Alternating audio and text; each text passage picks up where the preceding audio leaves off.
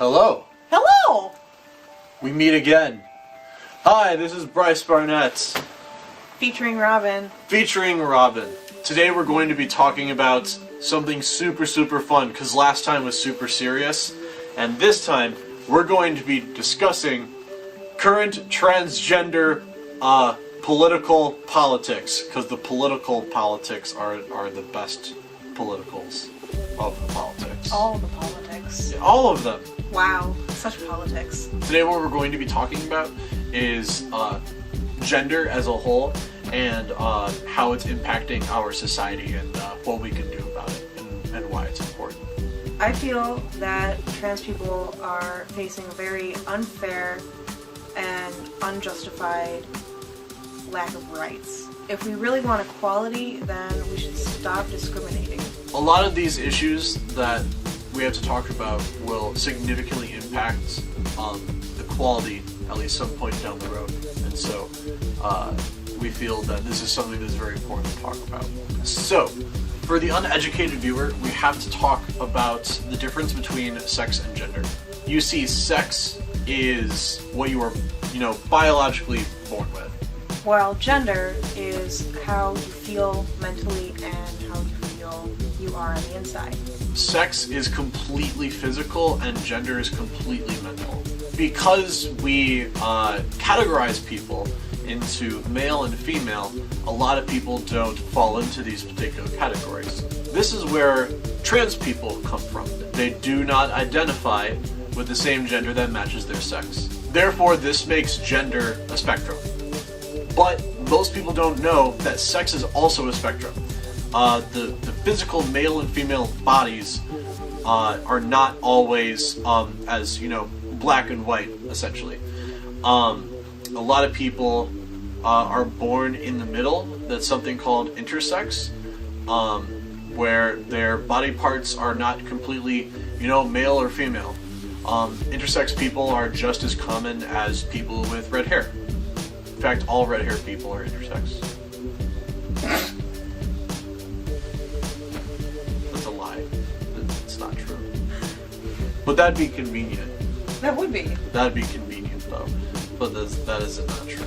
But the point is that these are both spectrums.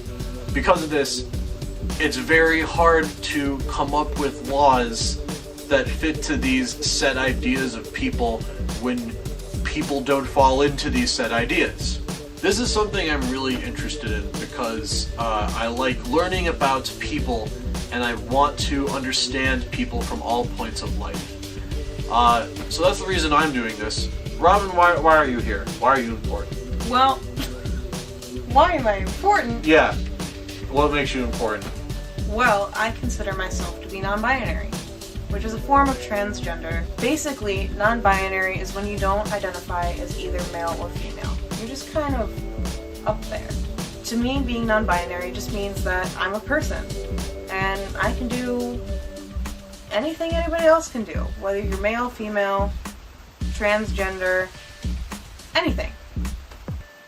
I feel that's how all people are, but we like to categorize ourselves in these boxes, and because of that, we aren't able to express how we truly are. Now, it's my personal opinion that I think non-binary people are kind of like have it all figured out, pretty much. That they are able to truly be who they are, and not have to try to live up to any kind of stereotype. That is, of course, a huge justification I just made, but that is what I think most non-binary people are. However, I think gender itself is fundamentally flawed. The reason for that is that this is the only kind of demographic that it's socially acceptable to be prejudiced to. Now, this is quite a radical idea. In fact, I can't think of one person who completely agrees with me on this, but this is just my crazy opinion, so take this with like an iceberg grain of salt. That's how grains work, right? Sure. Yep. That's how they work. For example, you could say something that's really ageist. Something that's really ageist is, for some reason, the lawmakers of society believe that once a human has orbited around the sun 18 times while living on Earth, on the exact moment they've passed the sun around on their 18th birthday, they are apparently able to make great decisions in life and consent and be a legal adult. I think it's absolutely ridiculous that at that exact moment someone's life completely changes where they're able to make, huge life-making decisions, and the last second before then, they were completely ignorant to the world. I think that's absolutely ridiculous. It has no rational meaning. Now, I understand that this is probably where most people fall into, but this is an invalid reason to have the law be like this. So that is a prejudice ageist law. For example, I could say something that's racist like, all Asian women have sideways vaginas. Is this true? How many Asian women do you know with sideways vaginas? All of them. All of them do. They all have red hair too. They all have red hair and they're all intersex. No, they're not. No. That's a stereotype. That's a bad stereotype. I don't even know where that stereotype came from, but that is apparently a stereotype somewhere on the internet. But Reddit? Reddit? Probably Reddit. But that's where all stereotypes come from, is Reddit. No. So that itself is a stereotype. Obviously, it's wrong. These two perspectives of what is prejudice to ageism and racism are not socially acceptable. However, the idea that men are muscular and are the breadwinners are actually socially acceptable subjects to people's sex.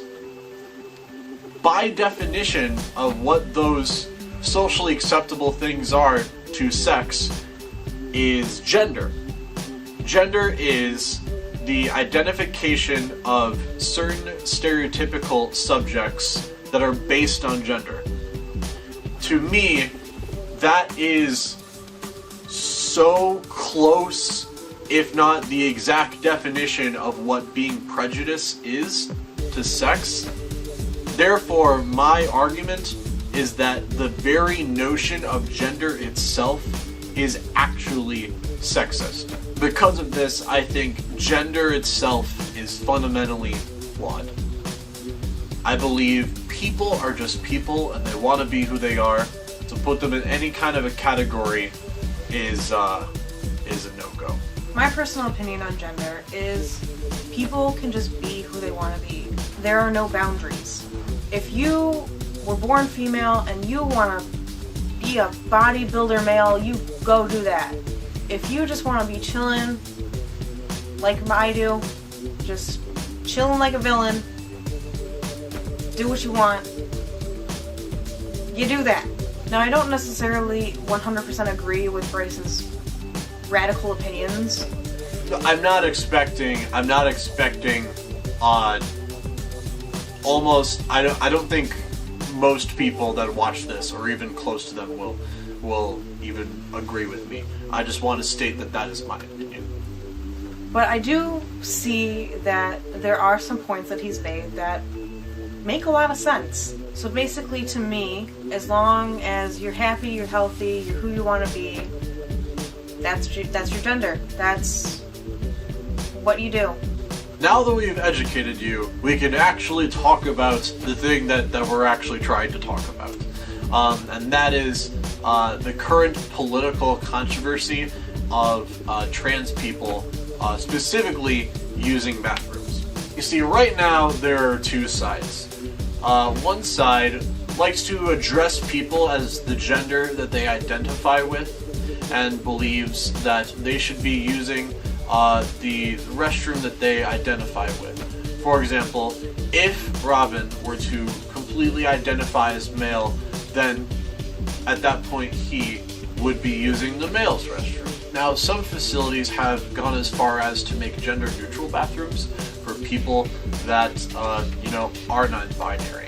And for people who, don't feel like they have to, basically choose male or female. These restrooms are for people that, can be cisgendered and just want to go in. These new restrooms are showing up within public schools. There's even one in the White House, and the current community college that we were just going to is actually installing them there. Now, the other side of things is that people don't want transgender people to go into bathrooms of their preferred gender. For example, if you are male, you grew up male, you're using the male restroom. Now, someone that looks like a stereotypical female walks into the male restroom. What do you do? Are you going to, call the cops just because someone that doesn't look like your gender's in the restroom? If such a law would be put into place, the amount of transgender people that would come in to their own sexual stall looking like the opposite gender would be astronomical. It would be every single one. And so, are you telling me that on every single occasion, it's going to be perfectly okay that every transgender person has to have the cops be called on them so they could show up, ID them, and figure out it's fine when it's really not? Like, they should be using the restroom that they identify with. But it's an absolutely ridiculous notion. There's no way that that's practical at all. And it's just simply not fair.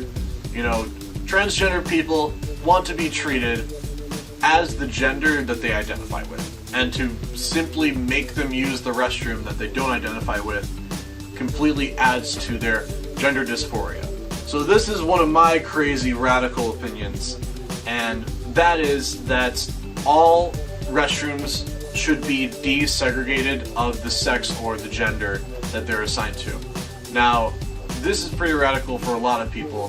The reason I think this is because even sex is not a binary system because of intersex people. It's all a spectrum. So even a law that has it on that level is not valid. That would never work. Even on a gender level, it wouldn't really work, because at some point you would need gender neutral restrooms to exist to begin with.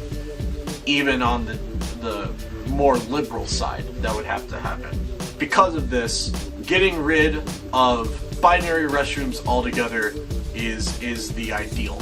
Now, there's never been a reported case of someone who is transgender going into a public restroom and abducting, molesting, raping, anything of the sort to a child or another human being.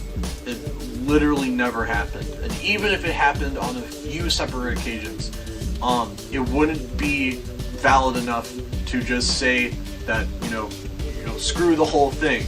You still go to a movie even though there's been movie shootings, as unfortunate as they are. As horrible as molestation is, even if that were to happen a few times, that wouldn't invalidate the millions of people that would have greater equality because of a better placed policy. But even then, there's never been one case where a transgender person has ever harmed anyone in the restroom that they identify with, mind you. That's never ever happened before. And people have been doing it. Transgender people have been doing it this whole time, and you didn't know. If you constantly had transgender people using the restroom to their sex that they were born with, that would create way more havoc for everybody than just letting them use the restroom that they identify with. As a society, I think that we should start off by gradually adding gender-neutral bathrooms, which we have already started. In doing so, we can also encourage people to go into the gender-neutral bathroom, eventually leaving the binary bathrooms completely irrelevant and unneeded. The slow, gradual process is a very practical solution to that idea. And I think eventually down the road, The bathrooms will naturally just be desegregated. It doesn't have to be this really radical thing, but you know, that's still my idea of how it should be. I don't normally talk about big political issues like this, but this is something that I have been studying for a long time, and this is something that I think is very important to society. Thank you, Robin, for joining me today for this vlog. You're welcome. I think you had quite a lot of good input. So, until the next Purple Toilet News episode, or vlog, or short film, or whatever the hell I decide to do next, I hope that all of you don't die. Okay, bye, fam. Bye, fam.